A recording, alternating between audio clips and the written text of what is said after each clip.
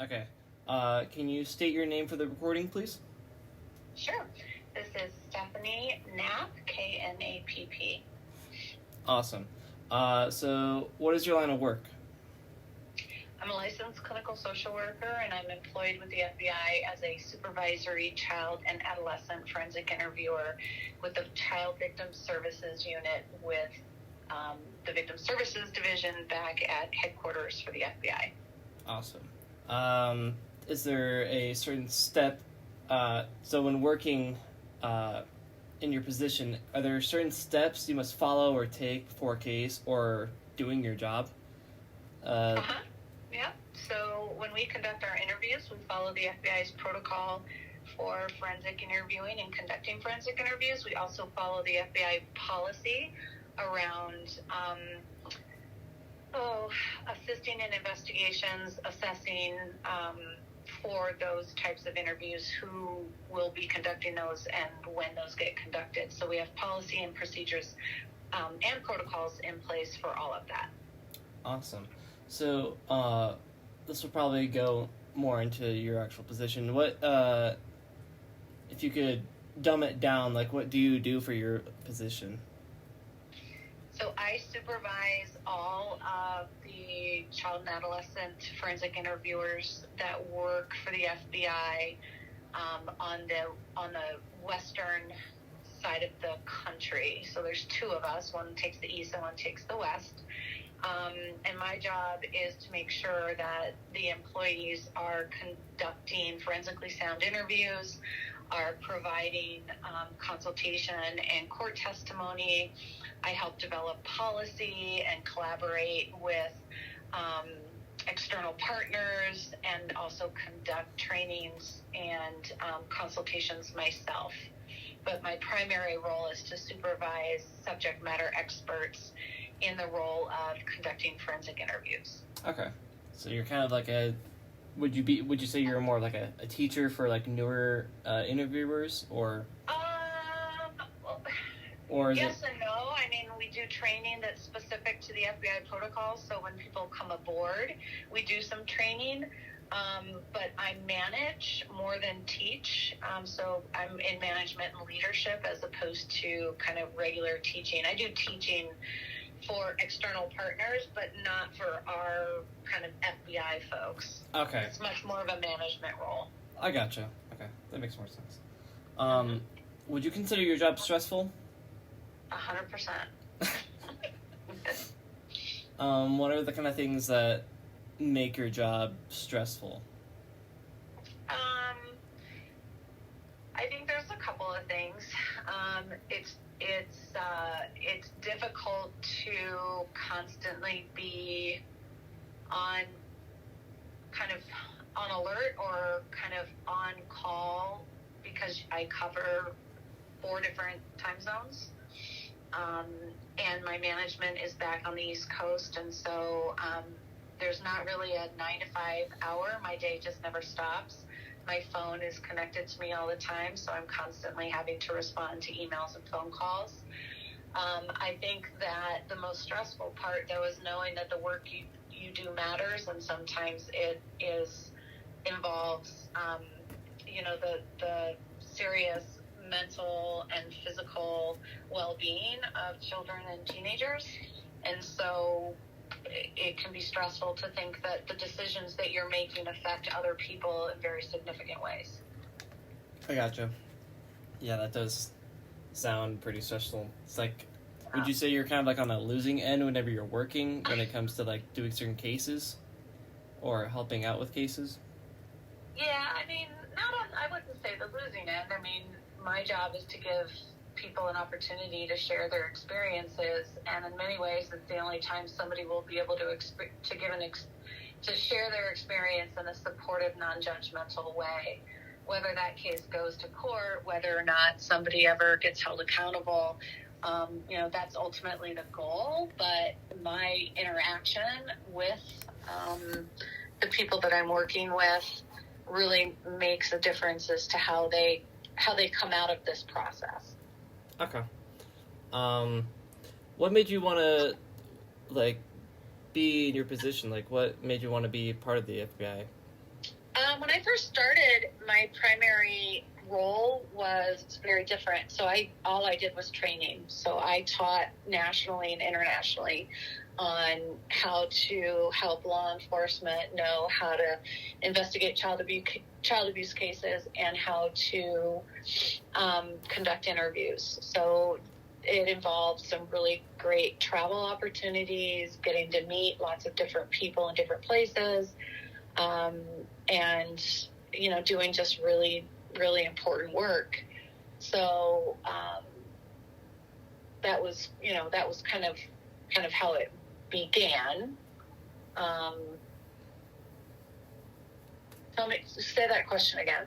What made you want to be in that position? So I never really wanted to be in this position. It just kind of evolved. So when I got to do the training and stuff, I got asked to conduct as a subject matter expertise on child abuse. And then as it evolved over time, we saw a gap in services for the FBI, and so we were able to create a position that allowed me to stay on full-time and move from a contract employee to full-time. So it was a position that really didn't exist before me. It existed, but only in theory and not necessarily in the field in practice. Okay. So you were kind of just like given the position and you were like, okay. It wasn't something that I had aspired to. It wasn't even something I ever thought about. But as I, had some really kind of timely opportunities to do things, and it worked out really well, and people were really happy with the quality of what the product they were paying for, and ended up serving me well. Awesome. Are you able to talk about any recent work that you've been currently working on or have finished? Like, is there certain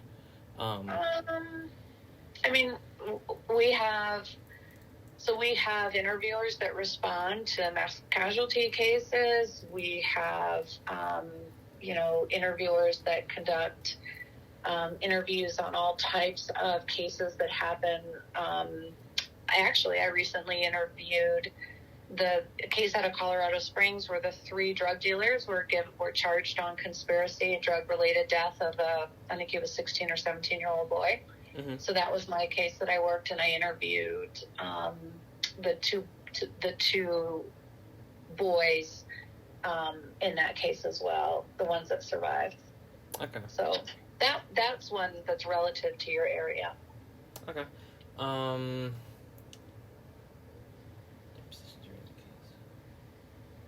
Are there any to get into a I wouldn't say a regular position, but are there any requirements for just anyone to join the FBI? Are there any requirements you have to meet to join it? So that depends on the position. So what a lot of people don't understand about the FBI is we've got about 40,000 employees, and about 10,000 of those are armed. So those are the special agents that are hired from a very specific law enforcement perspective, investigative role. In addition to that, we have non-sworn, and those are what we consider our support staff. And those range anywhere from people that work with our technology, people that take care of our automotive fleet, our nurses, our doctors. We've got data collectors, intel analysts. We have all sorts of different roles, and so it depends on it really depends on what role and what job you're looking to get into to say what are the qualifications, and those vary and differ depending on the specific job. Yeah. Okay, that makes more sense. Yeah, I could definitely. I think a lot of people think of the FBI and they think, oh, it's a special agent, and yeah, we do have special agents. And they have a physical requirement. They have they go through a 6 to 8 week training where they have a written requirement, and then they have to do a physical training and all that. So that's one piece of it, but there's also lots of other people. Everybody does have to pass a polygraph. Everybody does have to have a drug requirement where they haven't used any type of illicit drugs, according to our policy, which I believe is within 5 years of employment. So we have a very stringent hiring process in terms of, passing a polygraph and passing drug tests and health tests and stuff like that. And that goes for everybody. Okay. Sounds about right, yeah. Do you think there's a lot of people that don't pass the polygraph test? Yep, a lot.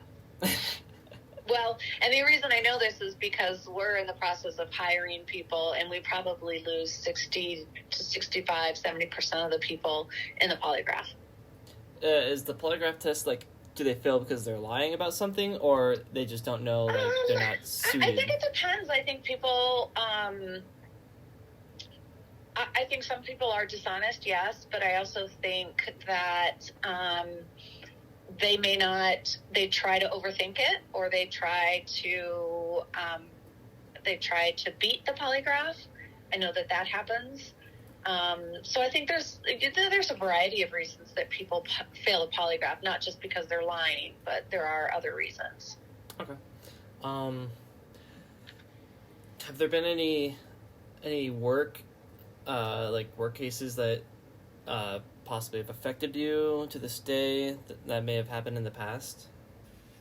I think every single case that I work has some level of impact on me, and whether or not, depending on what my own mental health is, it can affect me more or less. I've been doing this work for almost, more than 30 years. And so, I learned early on that getting myself mental health help and therapy for the stuff that I see and the cases that I work really is important.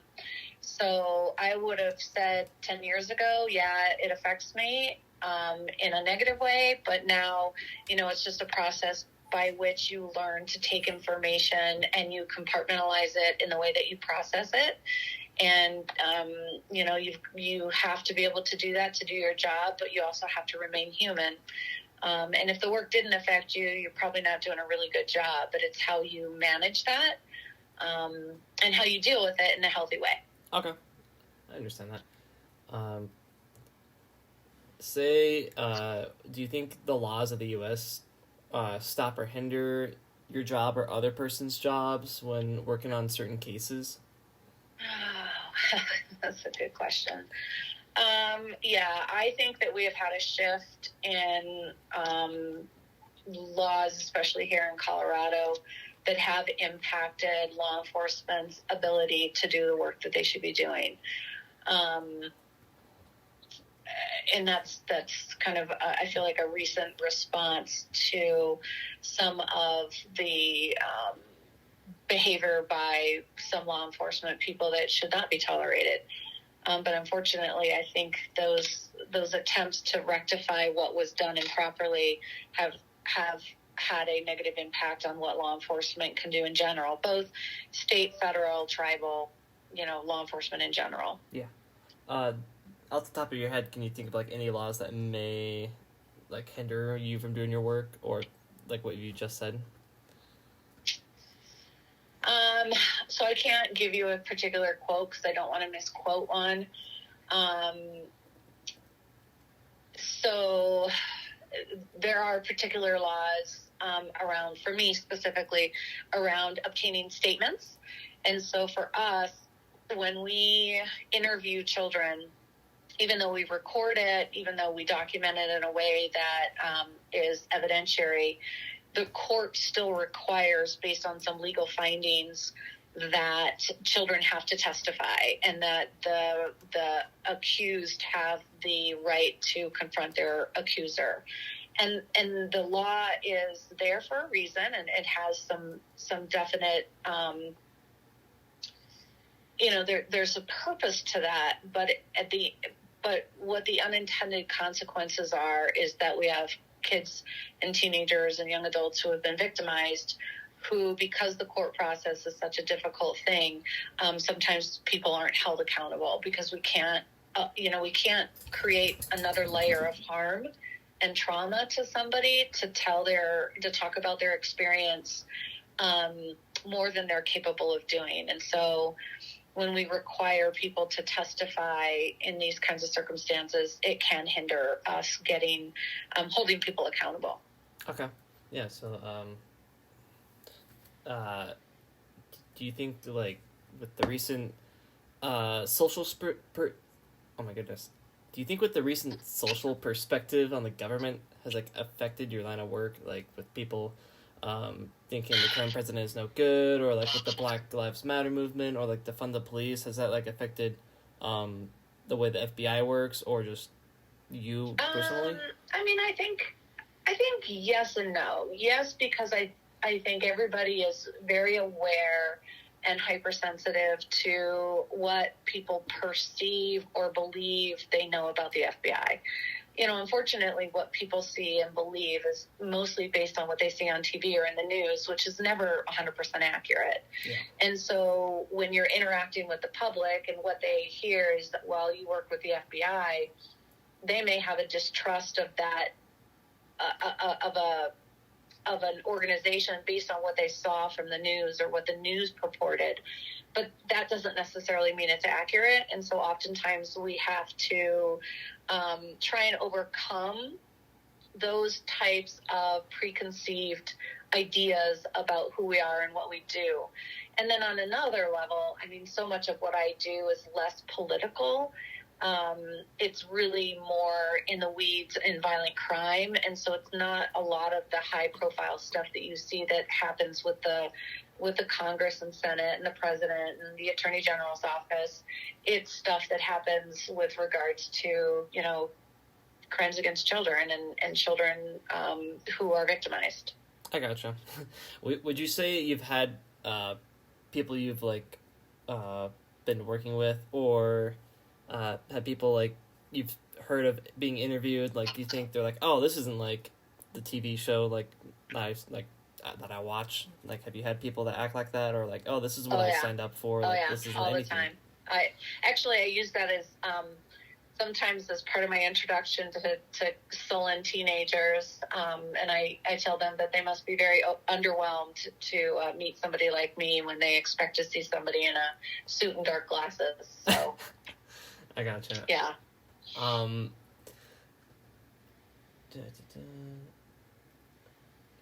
Do you think agencies of the government, such as the FBI or CIA, have, like, more freedom to, like, bend the law when working on cases? Like, oh, you can't, like, really do that because we're the law, or such as other, like, quotes like that. Say that again. I want to make sure I'm hearing that right. Do you think government agencies such as the FBI or the CIA have, like, a more, like, rule-bending freedom? No, honestly, I think it's the opposite. I think that the people who take very seriously their oath to the FBI and to the U.S. government will take that to a fault. Mm-hmm. I think it is the few bad actors that get publicized that are the ones that people assume are the ones behaving that way, but I think it's actually the opposite. I think that most people who work within the FBI or other, and I can't speak to other federal agencies, but I think that they take their oath probably more seriously than people realize. Okay. Do you think if, like, the FBI, like, as a whole were to be given, like, free reign to, like, do whatever was needed possible to, like, finish a case or an investigation, like, do you think it would be a positive or negative impact? Oh, I think it would be a negative. I think there always has to be checks and balances. Okay. I mean, laws exist to protect people's freedoms, and people can get very zealous in the work that they're doing with, very good intentions. But sometimes you can get tunnel vision and get lost in what you're doing and forget about the broader context of the laws and those things that structure our behavior as a law enforcement entity. Nobody should ever be given sole power or ability to do what they want just because they want to. Okay. And just because they have a good intent. People can have good intents but cause real harm. And so it is important to have boundaries and limits to what people can do to make sure that in general people are following, guidelines. Yeah. Okay. In the particular field of work that you do you think that there's a tendency that like the people you have heard being interviewed that like, do you think there's always like a pattern with the people you interview? A pattern in what way? Like a pattern to how they respond, a pattern to their development? I'm not sure what you mean. I guess a pattern to like how they respond. Yes and no. I mean,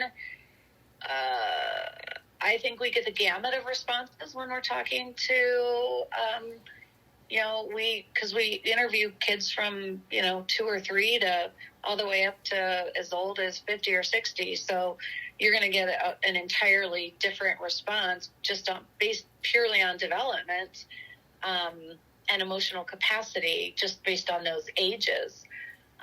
We see general trends in terms of response when we're confronting people with, behavior that may have occurred through their victimization. So, for example, what I mean by that is, we have a lot of cases that involve sextortion. So young kids, teenagers who are sextorted online, who are forced to send nude images or videos and are threatened to be exploited if they don't send more.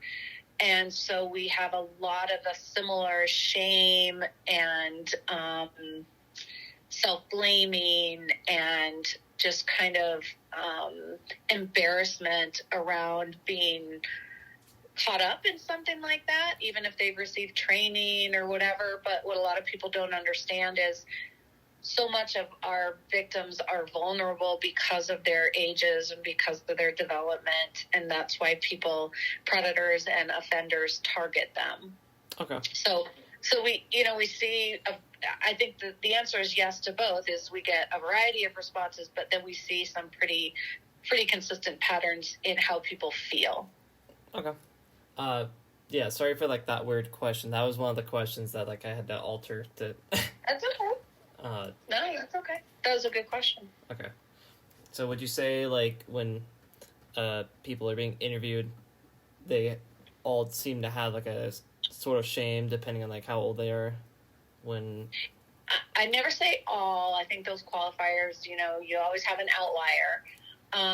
But I think in general, there's a lot of shame and blame and embarrassment that goes with something that occurs or when somebody's involved in something illicit.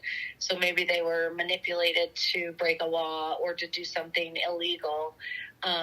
There's a lot of feelings of it's my fault or responsibility when in fact they were manipulated and misled by an adult who took advantage of them. Okay. So we see that kind of behavior. Would you say most people comply with like being interviewed? Yeah, I think, that's part of our skill set is to make people feel comfortable enough to be willing to come and sit down and talk to us.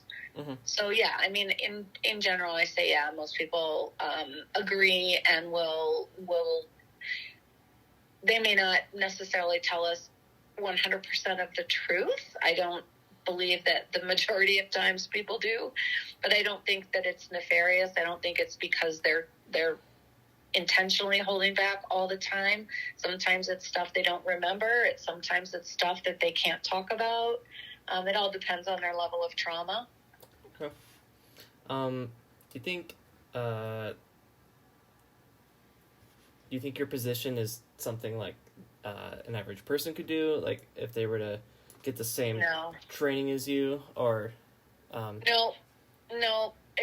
You can have, there's an art and there's a science to our job.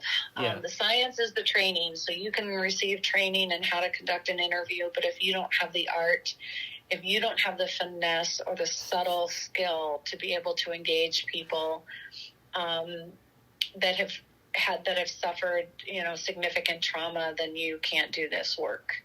I gotcha. And a lot of people can't. Is that always something that people don't ever seem to understand when joining the FBI? Yeah, I think a lot of people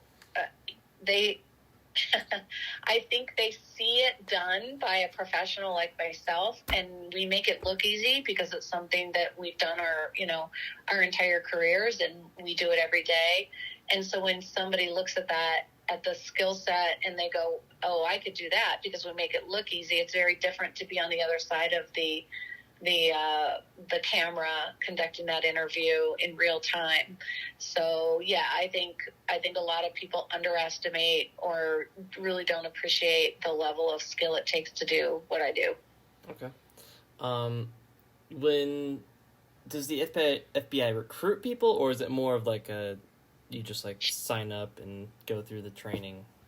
Well, I think so. The FBI in general does have recruitment, so they do outreach and have agents that are assigned to recruit.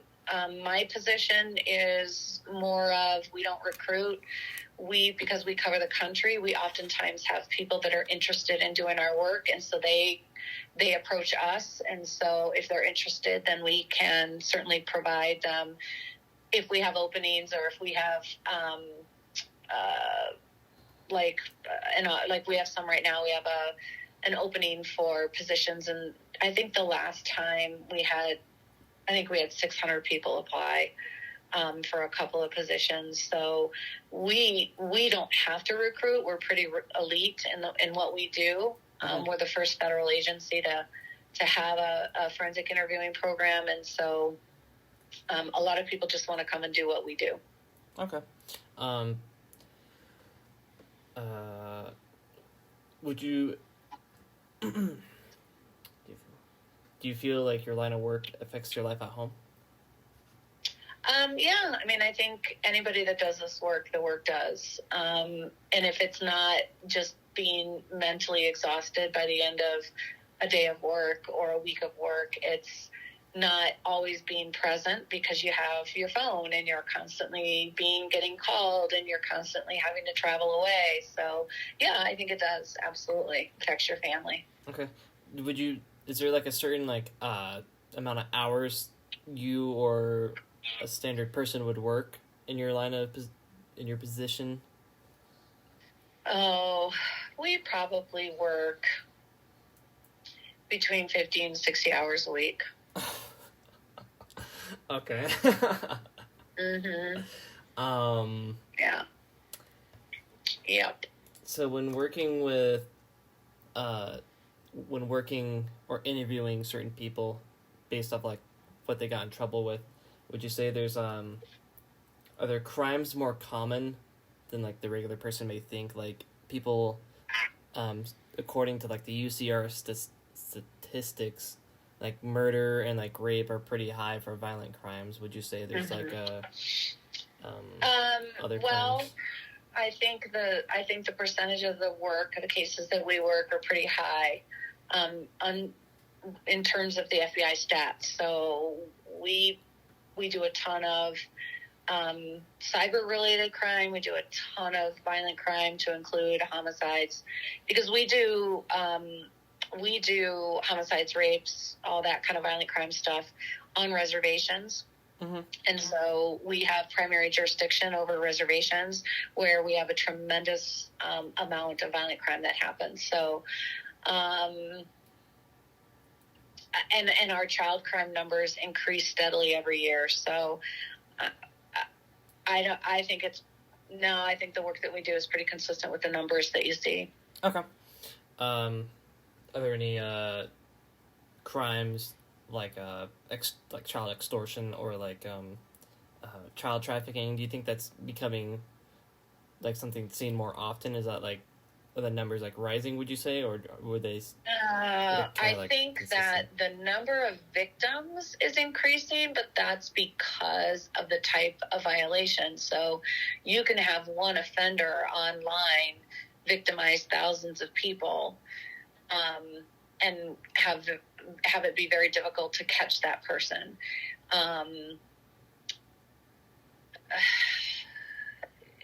That's just kind of a hard number that's a hard thing to quantify. Because do we have more numbers? Probably than we did 5 or 10 years ago, but I don't necessarily believe it's because we have more victims. I think because there's more awareness and there's more willingness to address, and it's becoming more socially acceptable to deal with online cyber-related crimes, or to deal with trafficking that happens. So socially, there's a level of awareness, and so it's no longer as taboo as it used to be. But I don't necessarily know or think we necessarily have a lot more victims. I think we're just becoming better at identifying those victims, and finding them. Do you think finding those people have been getting easier, or do you think like it's been getting harder? I think our technology has increased significantly, so that has helped. I think things like the Me Too movement, where people are encouraged to talk about victimization as a child. So the Nassar case, the Epstein case, a lot of those high-profile cases also have a positive impact on encouraging victims who have remained silent to come forward. Okay. Would you, do you think companies such as like Apple or like Instagram, do you think if you were trying to like look for someone and trying to get their information, are those companies usually like helpful? Like, do they help you? Yeah. I think there are a lot of companies, Google, Facebook, Insta, Snap, that have partnered with law enforcement and actually have hired prior law enforcement to help with, serve subpoenas or to access information in a legal way. I do think that there are other organizations like Apple who make it more difficult. So I think you get both. Yeah, I've heard, this was back in, like, when I was in 8th grade, that there's, like, the government was trying to locate a terrorist and, like, get his information, but in order to do that, Apple would have to release, like, a new... Unlock the phone. Mm-hmm. Yeah, they would have to release a new bug fix so they could get into that phone, but that would violate their terms, so they couldn't. Yeah. Yep. So there are some very...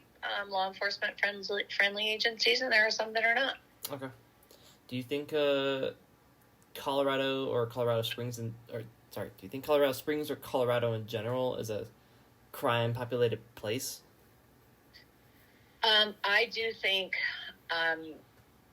both. I think that Colorado Springs has become a place where a lot of violent crime is happening, much more so than there was. My very good friend is a supervisor down there, and he works day and night. And I think in general, with the change in the population, I think you have to look at that. The change of the population for Colorado in general has increased criminal activity. Okay. So, yeah. Do you think, like with, let's say, Jesus, how do I say this? With newer generations of youths coming in to live in the Colorado Springs area, do you think like bad influencers online could potentially make a big impact on like crime today? I don't know that I would say it's influenced online. I wouldn't look at that as the predominant influencer. I think that, and again, this is totally my opinion. It is not the opinion of the FBI. Yeah. But I believe that the drug issue, the fentanyl issue, has created a significant impact on crime in the Springs and in Colorado and in lots of other places. Yeah. Has fentanyl overdose cases, have those been more of a rise recently? Yes, and they are being worked more diligently between partnerships with state, local, and federal agencies. So kind of like before, yes, we are seeing some more, but we're also more actively engaging in them more. And so the numbers are just by natural default going to increase. Okay. Yeah, I had a friend that I went to middle school with, and I slowly watched him deteriorate in high school, and yeah, he dropped. It's so sad. He dropped out in high school, and then in our senior year, we heard that he was in the hospital because he overdosed on fentanyl. Yeah, it's really sad. It's so addictive. It breaks my heart. Yeah. Do you think law enforcement in Colorado does a decent job at deterring crime, or do you think the law enforcement could use work? I think there's always room for improvement, but I don't think it's just the responsibility of law enforcement. I think that our elected officials have a significant role in creating and in developing laws and regulations that assist law enforcement in that as well. Okay. So you can't just expect law enforcement to be the people responsible for changing how the community sees them. It has to be a community partnership. Yeah, that's what me and my friends were talking about, because we were talking about how back when the Black Lives Matter movement happened, there's a lot of defund the police, but then once crime starts to rise, who's gonna save you from the burning building, or who's gonna stop this guy from stealing your purse? Well, look at what's happening in places like California, the smash and grabs, or New York, where people are just doing whatever they want because law enforcement's hands are tied. Yeah. Because laws have been changed to not allow law enforcement to do their job. All right, this is the last question. Okay. What majors in college did you take? So I have a bachelor's degree in social work, and I have a master's degree in social work with an emphasis in children, youth, and families. I got my degree in Spanish, which hasn't really helped me all that much, but mostly social work. Okay. Have those majors helped you to get your job? Oh, say that again. You broke up. Had those majors that you took in college, did they help you get to your position? Yeah.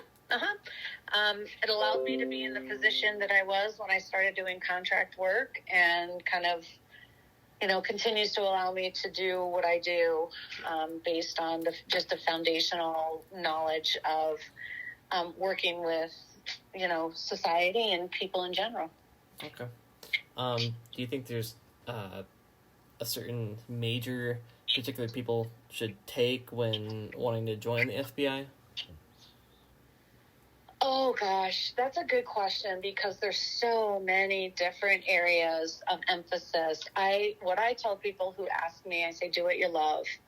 So if you love numbers, do numbers. If you love the law, become a lawyer. If you love, we need, the the guys that go in and SWAT things and blow things up and all that kind of stuff too. We need people that work, in technology. We need all of it. Everybody, I think the diversity is the key to being successful and doing what you love. It shouldn't just be criminal justice.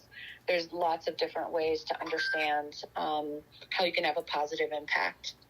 Okay. In law enforcement. Okay, cool.